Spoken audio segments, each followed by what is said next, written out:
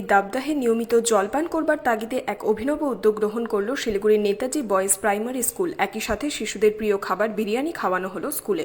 শিশুদের স্বাস্থ্যের দিকে চিন্তা করে পঠন পাঠনের পাশাপাশি এক অভিনব উদ্যোগ গ্রহণ করল শিলিগুড়ির নেতাজি বয়েজ প্রাইমারি স্কুল। সোমবার এক অনুষ্ঠানের মধ্যে দিয়ে প্রাইমারি কাউন্সিলরের চেয়ারম্যান দিলীপ রায়, স্কুলের প্রাক্তন শিক্ষক বিধুভূষণ রায় সহ স্কুলের সকল শিক্ষার্থীদের উপস্থিতিতে ওয়াটার বেলের সূচনা করা হয়। একই সাথে সকল ছাত্রদের বিরিয়ানি খাওয়ানো এবং পরিবেশের ওপর অঙ্কন প্রতিযোগিতা করা হয়। স্কুলের ভারপ্রাপ্ত প্রধান শিক্ষক কাঞ্চন দাস এক বিবৃতিতে জানান, শহরে বর্তমানে প্রচণ্ড গরম, তাই শিশুরা জল খাওয়া নিয়ে খুব একটা আগ্রহ দেখায় না। এই জল খাওয়াটা নিয়মিত করা ও শরীরে জলের প্রয়োজনীয়তা কতটা, এই সব বিষয় জানাতে তারা ওয়াটার বেল চালু করলেন, যার দরুন নিয়মিত স্কুল চলাকালীন দুবার জল খাবারের জন্য ঘণ্টা পড়বে। ছাত্ররা যে যেমন জল খাচ্ছে খাবে, তার ওপর ওই ঘণ্টা বাজার সাথে সাথে জল খাবে প্রতি ছাত্র। এর সাথে বিরিয়ানি নিয়ে শহরে কিছুদিন আগে ঘটে যাওয়া ঘটনায় শিশুরা বিরিয়ানি খেতে পারছে না, তাই তারা বিরিয়ানির ব্যবস্থা করছেন, কারণ শিশুদের এটি খুব সুস্বাদু একটি খাবার।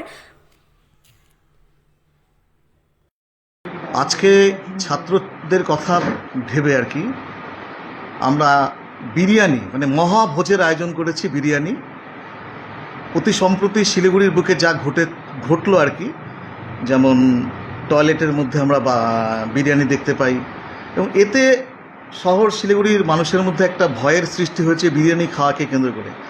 আর বাচ্চাদের এটা সুস্বাদু একটা খাবার, সেই জায়গার থেকে ওরা বঞ্চিত হচ্ছে। তাই আমরা ভেবে নিয়েছি, বিগত দিনে তো আমরা fried rice, pulao, chilli chicken আরও অনেক কিছু খেয়েছি, পুরি সবজি। তো এই বছর আমরা এটা ভেবে নিলাম যে এই যে একটা ছাত্র এবং সাধারণ মানুষের মধ্যে যে একটা বিমুখ হয়ে গেছে বিরিয়ানি খাওয়াকে কেন্দ্র করে, তো আমরা চ্যালেঞ্জ নিয়েছিলাম যে হাইজেনিক উপায়ে সুস্বাদু একটা খাবার ওদের মুখে তুলে দেবো এবং ওদের একটা মানে ওদের আনন্দিত করবো আর কি ওদের। আচ্ছা, আর আরেকটি যেটা নতুন প্রোগ্রাম আজকের দিনে আমরা উদ্বোধন করলাম, সেটা ওয়াটার বেল। ওয়াটার বেল সেই বিষয়টা করার উদ্দেশ্য এটাই যে, প্রথম কথা, জলের প্রয়োজনীয়তা আমরা সকলেই কম বেশি জানি, ছোটরাও জানছে, আগামীতেও জানবে বড় হলে।